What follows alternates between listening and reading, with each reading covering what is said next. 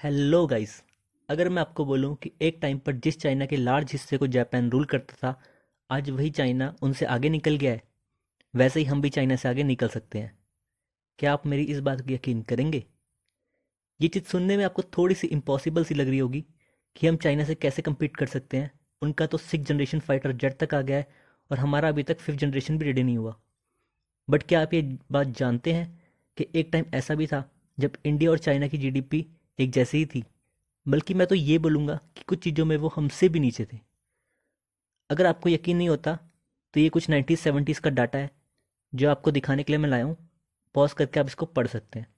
But आप ये सोचेंगे कि चाइना इतना आगे कैसे चला गया। इसको जानने के लिए हम बात करते हैं चाइना की सक्सेस स्टोरी की। एंड उसके बाद हम बात करेंगे कि हमने ऐसी क्या गलती करी जो उस स्पीड से हम ग्रो नहीं कर पाए।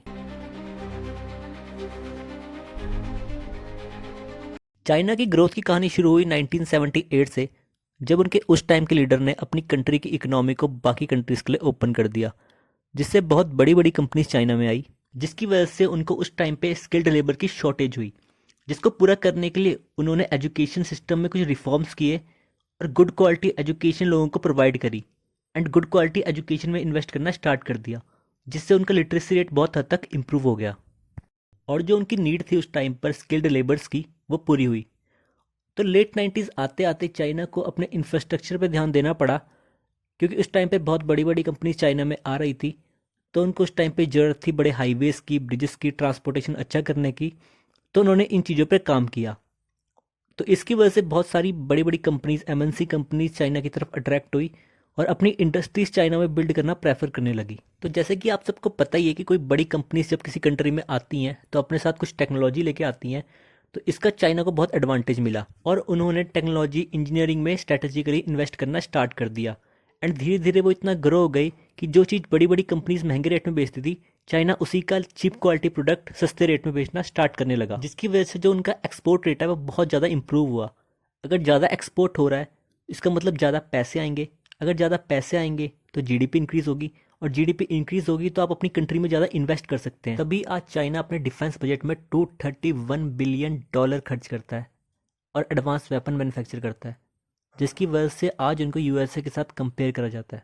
तो ये बात तो हमने कर ली चाइना की सक्सेस स्टोरी की, बट इससे हमारा क्या फ़ायदा। तो अब हम बात करते हैं हमने ऐसी क्या गलतियां करी कि हम उस स्पीड से ग्रो नहीं कर पाए, और हम ऐसा क्या इम्प्रूव कर सकते हैं कि हम उस स्पीड से ग्रो करें। बात बजट की चल ही रही है, तो बजट तो हमने पास किया था इंफ्रास्ट्रक्चर के लिए।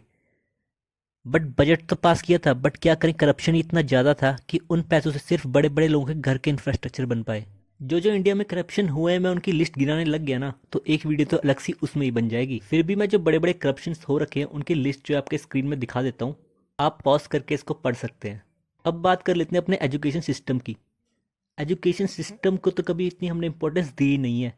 वही पुराना सिस्टम चला आ रहा है जिसको चेंज करने की किसी ने जरूरत ही नहीं समझी। अब आप बोलोगे कि इंडिया के पास भी तो आईआईटीज जैसे बड़े कॉलेजेस हैं, बट आपको पता ही है इन कॉलेजेस में सिर्फ इंडिया के कुछ टॉप बच्चे जा पाते हैं, तो बाकियों का क्या। और वैसे भी जो ये टॉप कॉलेजेस हैं, इनके स्टूडेंट्स को यूएसए अपने लिए हायर कर लेता है। तो जो इंडिया के स्किल्ड लोगों की जो नीड है वो कौन पूरी करेगा। हमारे कंट्री में भी गूगल, माइक्रोसॉफ्ट जैसी कंपनीज कैसे बनेंगी। तो गाइस, वीडियो की स्टार्ट में मैंने आपको बताया था ना कि हम चाइना से ज़्यादा डेवलप हो सकते हैं, बट वो कैसे, जब हमारी कंट्रीज़ में इतने इश्यूज़ हैं। तो इन सब का सबसे बड़ा आंसर है माइंडसेट। हमको अपने माइंडसेट में काम करने की बहुत ज़रूरत है।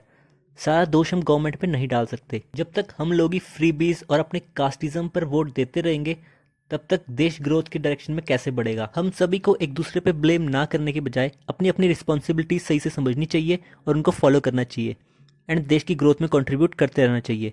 तो इसी के साथ ही वीडियो को एंड करते हैं। अगर आपको कुछ भी इंटरेस्टिंग लगा हो तो please like, subscribe and drop a comment. Thank you.